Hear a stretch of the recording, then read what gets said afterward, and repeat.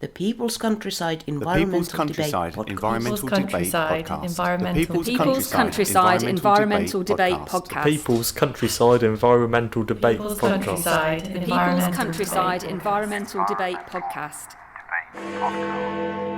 Where does your drive to be genuine and honest in business come from, do you think? Where do you think your internal drive comes from that you spoke about separately at the end? So there's two questions directly at you. Are humans really that advanced, or do we rely on the occasional genius to make our species jump, leaving the rest of us merely hanging on to their coattails and just narcissistic apes? This is the People's Countryside Environmental Debate Podcast with him, William Manklow, and a blue tit family just above Stuart's head in his back garden, because we're out in your yard again, aren't we, Stuart? And I'm Stuart the Wild Man Mabbott. Two co-hosts of this podcast. We don't necessarily have debates, we have conversations. You, the listeners, set the questions. Often they're not related to the environment, but we try and bring it back. And due to ill health, we're recording out in my yard. It's just a bit more healthy for me. So we've got two questions. Lucas from Punta Arenas in Chile, right at the southern bit. It must be a bit cold down there. There can't be many more people that are more southerly than Lucas, No. I would say. And then Bronwyn, Atlanta, Georgia, USA. Got a question as well. Do you want to read Lucas's question? The first question, Stuart, heard your interview on the Progress podcast. Where does your drive to be genuine and honest in business come from, do you think? Where do you think your internal drive comes from that you spoke about separately at the end? So there's two questions directly at you. Well, I think I did that last November, end of 2024, and it was It was a two-parter episode. yeah, two-parter. So let Obviously me had a look lot at to this. say. Where does your drive to be genuine and honest in business come from? I think it comes from the same place as where the drive to be genuine and honest in personal life. I grew up in a family full of bullshit, distortion, lies, suppression, and I don't want to be like them. And where do you think your internal drive comes from that you spoke about? My internal drive comes from growing up in a family full of shit. Did it all come from your family? Pretty much. I mean, we've talked. I asked that question because can pretty much know the answer, because we've been talking about this for 10 years or so, haven't we? Really? I just do not want to be like them. Simple as. I can't say any more than that. There's no more else to dive into it, really, No. is there? So to spin that around to the environment and an action, drivers. What drive, if you're an environmentalist, what drives you to care about the environment? And maybe put yourself in the shoes of somebody who is having a negative impact on the environment, and what drives them to not care? Maybe put yourself in their shoes. I would also say that, for an action from my point of view, even though the questions are both obviously directed at you, Stuart, where does your drive to be genuine and honest in business come from? I think being genuine and honest as you can be in business. If you don't know something, or something has gone wrong, be honest about it, and then give options about how you're going to solve that issue. We had an issue last year with the gardening, Stuart, and we resolved it, didn't we, with the customer, just by being honest. Well, we made a mistake. Let's sort the mistake out, and we sorted the mistake out. The customer was happy with the outcome, moved on. I think that's what you've got to be. You've got to be just genuinely honest about. Yeah. And some customers like to catch you out. So how bad a job you've done, but I always say to customers, we're not going to get it perfect, but it's how we solve problems that is matters. I think that's the same in any in personal life. That's the same in any work life. That you as an individual, me as an individual, is not always going to make every decision brilliantly, because we're this human being that has these like meandering existence. We're not a robot. We're not an automaton. We'll make errors, and I think we often either we try to hide errors and mistakes, and I think that does come from management. That does come from, if you're if I'm to say, if I give an action today, if you're a manager and you're jumping down the throat of everybody who works for you who makes a mistake, you're kind of missing an opportunity, because that person might actually learn something from that process, and you might learn something from it as well. Yeah, that's. I think this episode is going to be a lot shorter than the previous one. Shall we go straight into Bronwyn's question then? Yeah, from Atlanta, Georgia. That's Bronwyn's not their first question. No. Are humans... So this is Bronwyn's question. Are humans really that advanced, or do we rely on the occasional genius to make our species jump, leaving the rest of us merely hanging on to their coattails and just narcissistic apes? I know some people will deny that we are apes, and they are entitled to their opinion, as am I. It doesn't mean their own opinion overthrows a point of fact. It's still just their opinion. Are we really advanced if we fool ourselves into thinking we are offended by someone's opinions that differ from ours when they really are offended by points of fact? A couple of things in here.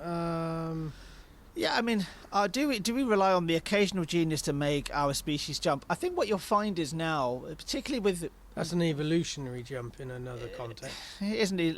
Yes, it is in a way, yeah. But we get more, we've got more geniuses, you could say. You think? Clever people that, yeah, absolutely. Because so many things have happened in the last 200 years that have advanced the human race. You know, about all those people that discovered all those different things. You know, you think about the great geniuses of our time, you know, of not our lifetime, but I'm talking about the last 100 years especially, or 200 years, or even 500 years. You're thinking about the likes of Albert Einstein, and you're thinking about the likes of Isaac Newton as two good scientific examples. But there's always people out there with interesting minds, and they come up with really interesting ideas, and they solve interesting solutions to problems. The majority of us aren't geniuses. So No. is our evolutionary jumps driven by those geniuses, or when those geniuses make their discoveries, the volume of the rest of us that jump on that bandwagon, is that what makes us have an evolutionary jump? Yeah, because we all benefit from that leap. If you think about Even if we don't understand it. Yeah, absolutely, and some people even deny it. You know, so if you talk about immunology as a great example, you know, the great leaps and bounds that have been made with vaccines, especially. You know, some people still deny, you know, that people think that vaccines cause all sorts of different things, particularly autism. Has been proved that there's no fact, there's no connection at all. But you know that you don't have to necessarily always understand the technology for it to work. I like this bit here, even though I might agree with you that you know we're all involved in these evolutionary jumps. You know, are we just narcissistic apes? I like that. Yeah, that's good. Yeah, we can be that as well. Yeah, but I think it's obviously Bronwyn's. They're definitely an evolutionist. You know, they're not not a creationist. They believe in evolution. I personally do myself as well. It's not even belief. It's just have to look. You just have to look around. With this point, I will make this point, and I think a lot of people miss this, and they repeat it verbatim. Humans are not descended from apes. We're not descended from monkeys. We're not descended from chimpanzees or gorillas or orangutans or whatever. They are our long distance cousins. We're related. We have a common ancestor. It's not the same as being if we had evolved from them, as in the way that, you know, what's the word, where the survival of the fittest comes into play. That if we had evolved from apes, they wouldn't be there anymore. What came before us, we evolved from that. We're still evolving. We have to remember we are still evolving. Evolution takes a very, very, very long time. But yeah, so I'm with you, Bronwyn, definitely. I think this question is split in two though, because then it moves on to it does, yeah. Opinion. It doesn't. I know some people. So I'll read it. It says, "I know some people will deny that we are apes, and they are entitled to their opinion, as am I," as Bronwyn says. It doesn't mean their or my opinion overthrows a point of fact. It's just their opinion. Are we really advanced if we are fool ourselves into thinking we are offended by somebody else's opinions that differ from ours, when we are really offended by points of fact. You can have all these anomalies whilst being advanced. The core of this is opinion is not fact. There is this thing about which came up in a previous episode about being offended. There are facts out there that, as far as we understand them to be facts, and people can be offended by someone's unfounded opinion and founded facts. But it's just how you deal with that offence. Okay, you're offended, deal with it, process it, feedback on it, try and improve the situation. But I'm just constantly being offended and not doing anything with it.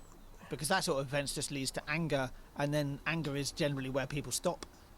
Yeah, disengaged. They're angry at that point, and they feel that they can't make any difference or change in themselves or anybody around them. So that they keep that anger in them. Yeah, and that grows political mobilisation and anger, and that's how the alternative media tries to push people in a certain direction. Yeah, that's almost pretty much where the US government are right now. Yeah, that's a fascinating thing. You do realise, this is a whole different thing, you do realise Trump could go on for a third term, because he's arguing that it's unfair that he shouldn't be allowed to. But you can see now who's his second? JD Vance. I put money on this. I go down to Betfred and many other Paddy Power anywhere. Put money on this. JD Vance will stand for the next election. Yep. Donald Trump will be his second. Yep. And then Vance will stand down. Stand down in Trump. I can see that coming. I've not heard anybody else say that, but I can just see that coming. No, I have heard that being said, but I listen to. I've got friends in the US, so I've been listening quite closely to news from the US. So that has been mentioned on. Well, that's on good. The podcast. Somebody's noticed this. Yeah, that's definitely a way he could get it for a third term. But anyway, if he lives that long, we're going off on track. You know, because you can imagine he'd be in his late 80s. Exactly. Right. Yeah. Anyway, Bronwyn, you've taken us off on a tangent. Yeah. So the next episode, then we're going to talk about that. Back in America, we've got Wayne from Bangor in Maine. Very different part of the world to Atlanta. Atlanta's further south. Georgia, beg your pardon. Georgia is further south. In fact, so when I took the train down from Philadelphia down to Charleston, the next stop would have been Savannah, which would have been in Georgia. Yeah. So it's down that way. But Maine is north east. It's one of the original 13 states, I think it was. How many states were originally the US? Don't know. I can't remember. But just so you know, we'll talk about this in a future episode, but back in April, William took another trip to the US, so we can talk about his perceptions of that trip and the political situation in a future episode. Anyway, so join us for the next episode. Wayne from Bangor, Maine, USA, and Paula in Norfolk, England. They're both, I don't think Wayne, Wayne has set a question before, I think. They're both back, and let's see what they come up with. I've been Stuart the Wild Man Mabbott. I've been William Ankler, and thank you for listening to this episode of the podcast.